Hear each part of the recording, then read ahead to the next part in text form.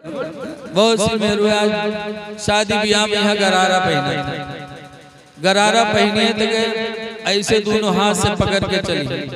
लागत है कि कोई इंसान न बल्कि कोई तूफान आ। कहो अगर पंजा फंस के गिरी मुंह के बल तो थू थू के का हाल हुआ अल्लाह रहे। ऐ मेरी माँ बहनों, ये लिबास न पहनो, वो लिबास पहनो जिससे इनके सारी जाहिर हो। अल्लाह ताला हमको आपको शरीफ इंसान बनने की तौफीक अता फरमाया। बनी आदमा, ऐ आदम की औलाद, कद अंज़लना अलैकुम लिबासा, हमने तुम्हारे ऊपर जन्नत से ये लिबास उतारा है। युवारी सौआतिकुम वरीशा, इसलिए हमने लिबास दिया है कि तुम्हारी इज्जत भी छुपे और तुम्हें खूबसूरती भी नसीब हो जाए। अल्लाह ने लिबास दिया है खूबसूरत बनने के लिए, इज्जत को छुपाने के लिए। लेकिन आज हमारी माँ बहनें समझती हैं कि सिर्फ खूबसूरती। ऐसा लिबास पहनो मेरी माँ बहनों कि जिससे तुम्हारा आज़ा ढक जाए। लेकिन आज पहनी है नकाब तके कमर में है बनी है रस्सा, लागत है चोरी करे जाते, कहूँ डाका डाले जाते। कितना खराब लगता है जब हमारी माँ बहनें कमर में रस्सा बांधती हैं।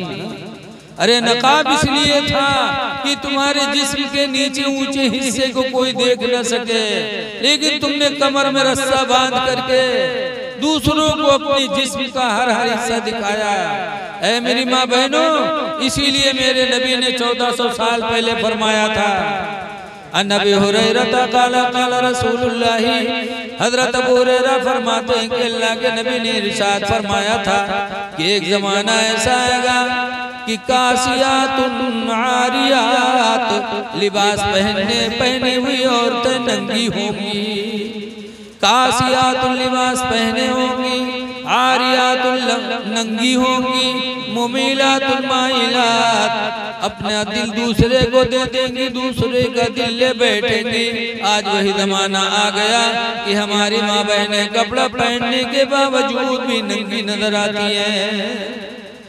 ऐ मेरी माँ बहनों, जरा पर्दे में रहो।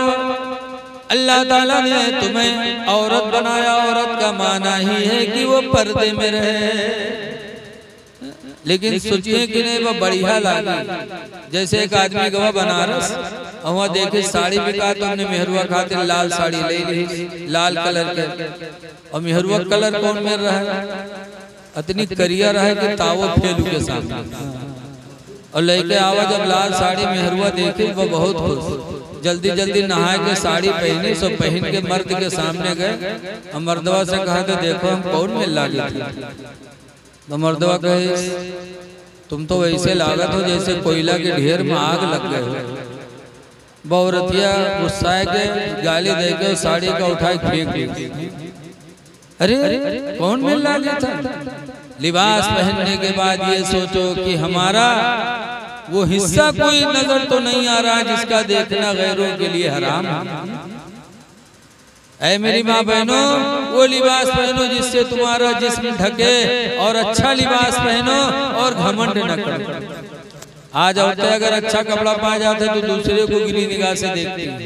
लिबास पे कभी घमंड नहीं करना चाहिए। कहने वाले ने कहा कि अतलसो कम ख्वाब की पोशाक पे नाज़ा न हो, अतलसो कम ख्वाब की पोशाक पे नाज़ा न हो, इस तने बेजान पर खाली कफन रह जाएगा। घमंड बहुत सी मेहरुआ शादी ब्याह में यहाँ गरारा पहने, गरारा पहने तो ऐसे दोनों हाथ से पकड़ के चली। लागत है कि कोई इंसान न बल्कि कोई तूफान आ। कहो अगर पंजा फंस के गिरी मुंह के बल तो थू थू के का हाल हुआ अल्लाह रहे। ऐ मेरी माँ बहनों, ये लिबास न पहनो, वो लिबास पहनो जिससे इनके सारी जाहिर हो।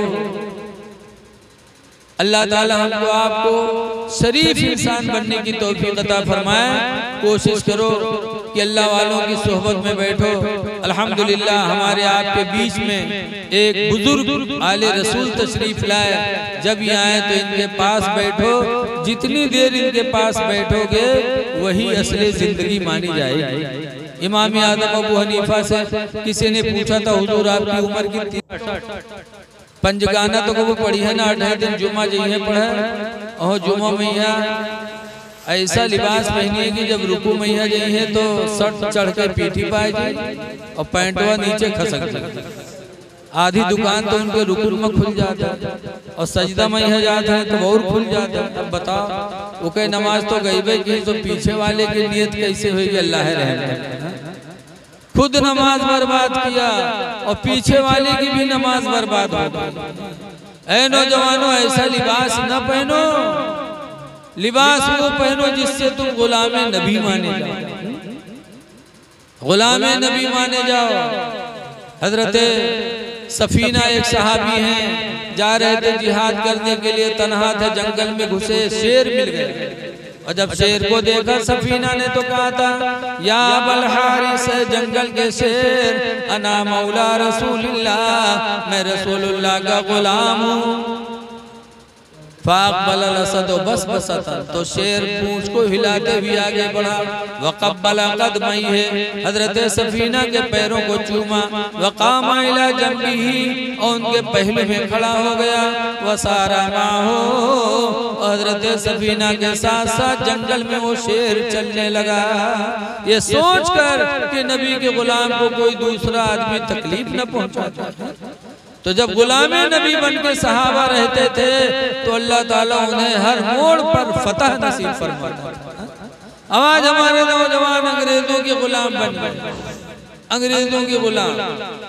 यही मारे देखा जाता है कि अगर शादी ब्याह बिटिया कोई और कहूँ अगर दाढ़ी वाला मिल गया तो कहे यार ये तो मुल्ला है, का खाई का कमाई।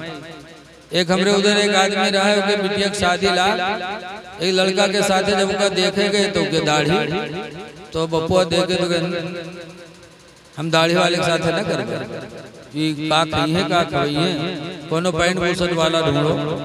तो पैंट बूसट वाला ढूंढ ली, मिल गया, बातचीत तय हुए गए, तारीख तय हुए गए। और जब शादी का दिन आवा तो उसका नौहावे चले। पहले दुल्हा का नौहावत रहे लोग, तो जब नौहावे चले तो उनके पैखाना लगा। जब पैखाना लगा तो चला गया लेटरिन में पैखाना करे, और पैखाना कह के निकला तो नुहरा नुहरा, उसका सुझावे तो सोझे नहीं हुए। तो बाप रोवेला कहे हाईलाइट चढ़ाएगा कैसे? तो का घसीट उसीट के ले गए डॉक्टर के पास। डॉक्टर साहब से बताइए साहब आज के शादी चढ़ाएगा कैसे हो? तो डॉक्टर साहब देखे तो कहीं घबराओ ना, ऑपरेशन करे बड़ी ठीक हुई। तो बप्पो कही डॉक्टर साहब शादी आज है, अब ऑपरेशन के लिए अल्लाह जाने महीने में ठिकाए कि 2 महीने में ठिकाए कैसे हुए? डॉक्टर साहब कहीं घबराओ ना, 2 महीने लागे ठीक हुई। डॉक्टर साहब का ऑपरेशन रूम में ले गए घड़ी इसके और दरवाजा बंद की और 2 मिनट नहीं लगा, दरवाजा खोल दी। जब खोली तो सीधा सीधा निकला। तो सबका बहुत ताज्जुब, या अल्लाह दरवाजों नहीं बंद हुआ सही और ऑपरेशन हो गया, ठीक हो गया। डॉक्टर साहब से पूछला डॉक्टर साहब कौन बीमारी रहा कि 2 मिनट नहीं लगा ऑपरेशन कर दियो ठीक हो गया?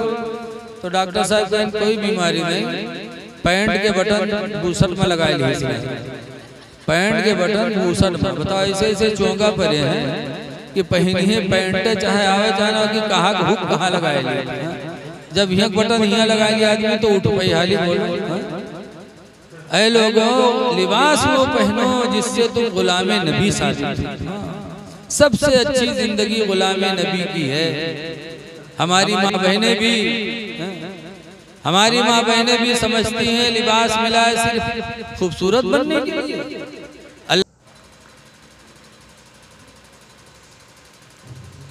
देखिए हमारे हज़रत मौलाना मोहिउद्दीन साहब क़िबला ये लुक़मा देते चले जा रहे हैं।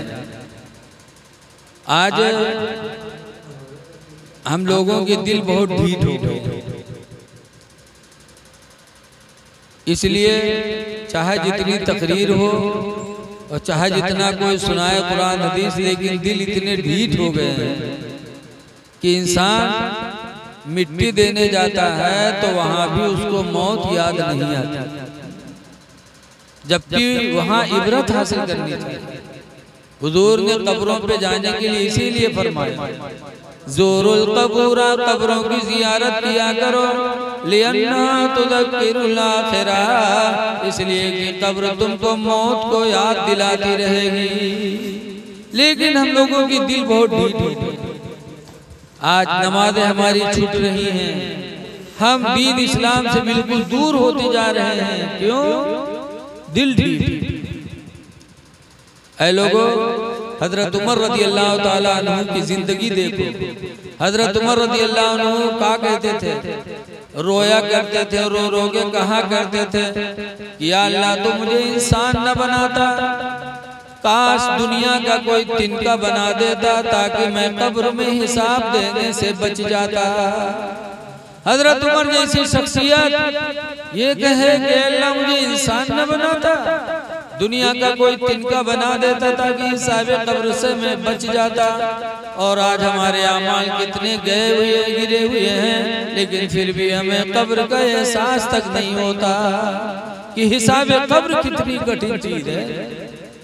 क्यों? दिल ढीठ हो गए, इतने दिल ढीठ हो गए कि बताते हैं कि बुढ़वा रहा है, वो बीमार होगा तो कई लड़का का घेर घार के बैठे यार वार से, अब्बा ही बात अब्बा वो बात, तो बुढ़वा कहते भैया रे अभी हम बच न पाए, अब लागत है हम मर जेबे। तो कहीं तब अब्बा, तो बुढ़वा कहे जो हम मर जेबे ना तो हमरे कफन में पुरान कपड़ा लगाया, नवा कपड़ा कफन न दिए।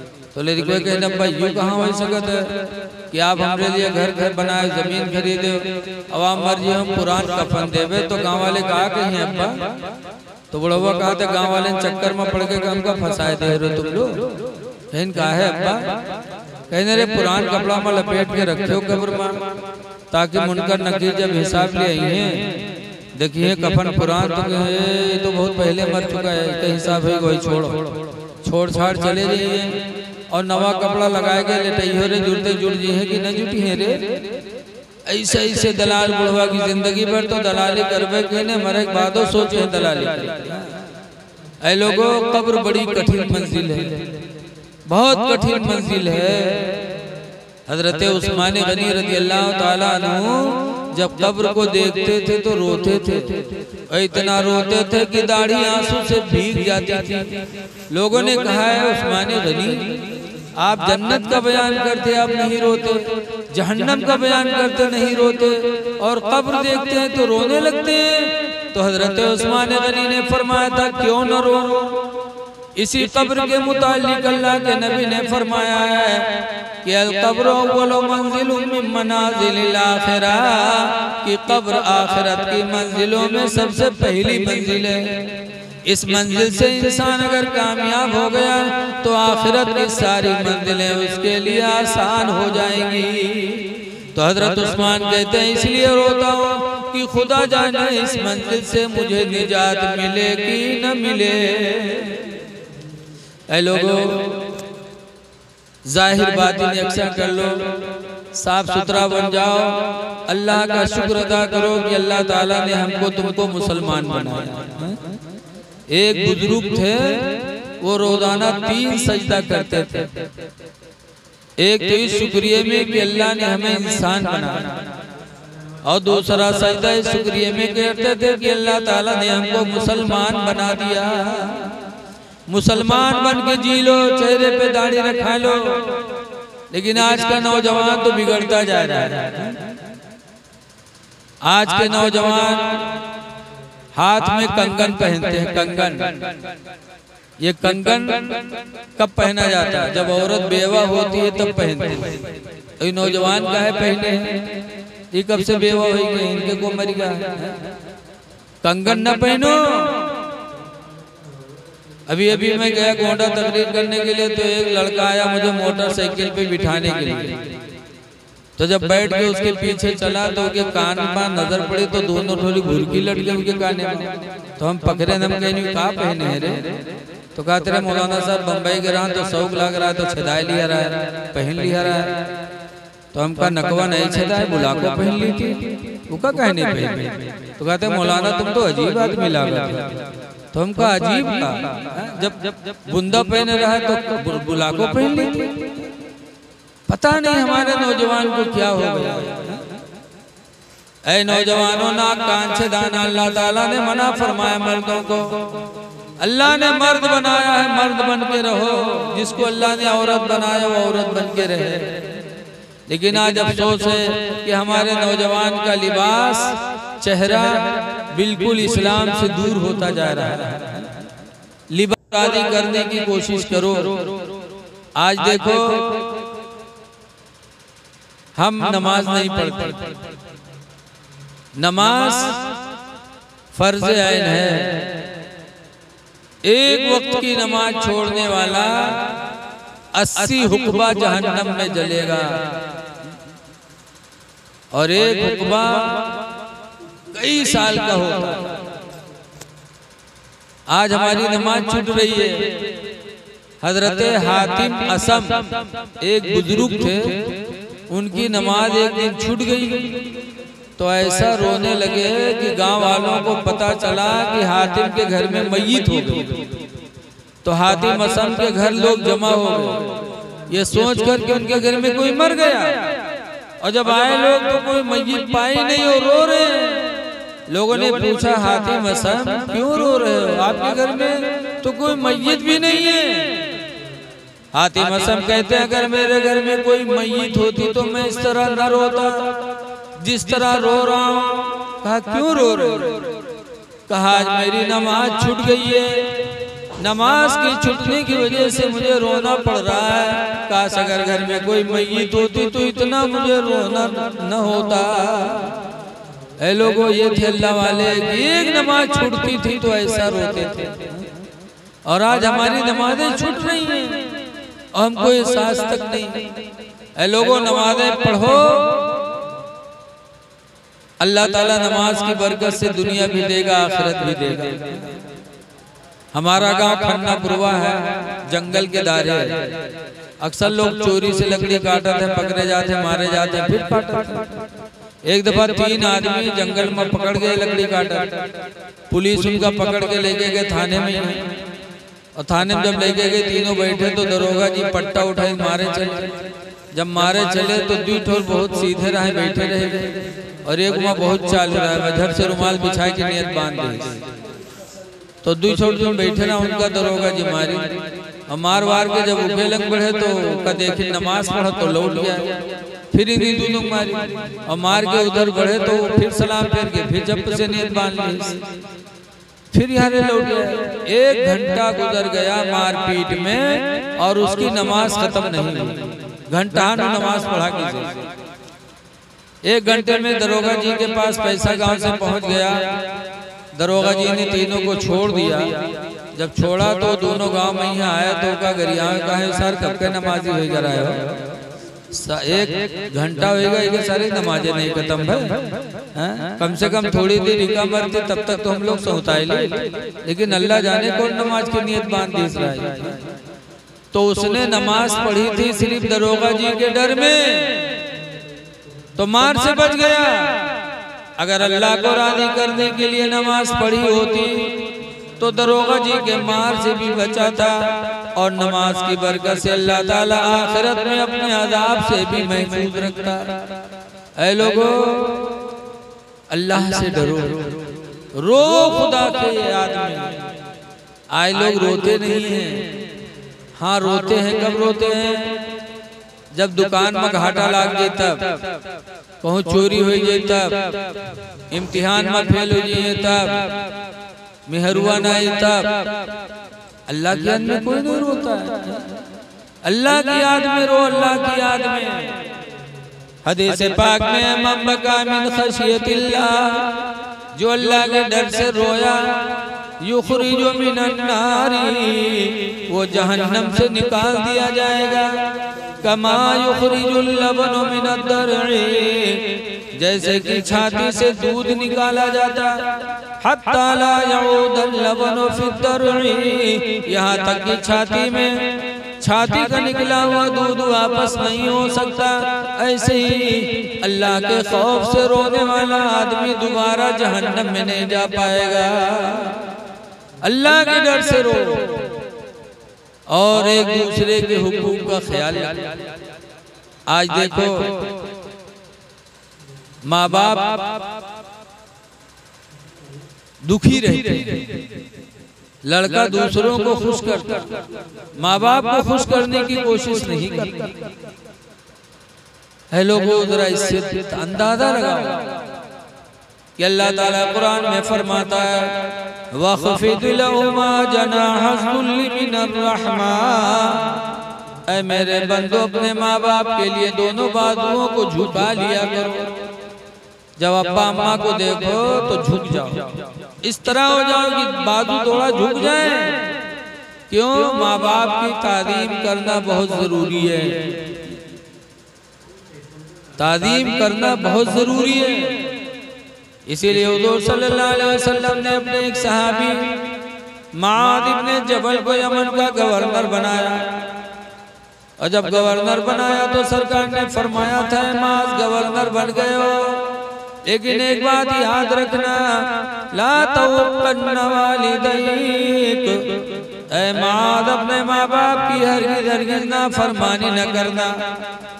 वही नमरा कान तख़रुजा मिन अहलिका व मालिका, अगर वो दोनों हुक्म दे दे कि घर छोड़ दो तो छोड़ देना, माल छोड़ दो तो छोड़ देना, लेकिन माँ बाप की नाफरमानी कभी न करना। इसलिए लोगों अपने माँ बाप को राजी करने की कोशिश करो। अब टाइम कम है, अल्लाह ताला इन चंद बातों को अपने जनाब में कबूल फरमा ले। कहने में तो आप 60-65 साल के लगते हैं, तो हज़रत इमाम आज़म ने फरमाया वैसे तो मेरी उम्र 60-65 साल की है, लेकिन मैं अपनी जिंदगी 2 ही साल की समझता हूँ, क्योंकि 2 साल में हज़रत इमाम जाफर सादिक रज़ी अल्लाह ताला अन्हु की सोहबत में गुजारी, तो असली जिंदगी वही जिंदगी है। अल्लाह ताला हमको आपको अमल खैर करने की तौफीक अता फरमाए, और जो कुछ कहा गया अल्लाह ताला उसे कबूल फरमाए। अब अगला प्रोग्राम हमारे नाज़िम साहब क़िबला पेश करेंगे। अस्सलाम वालेकुम।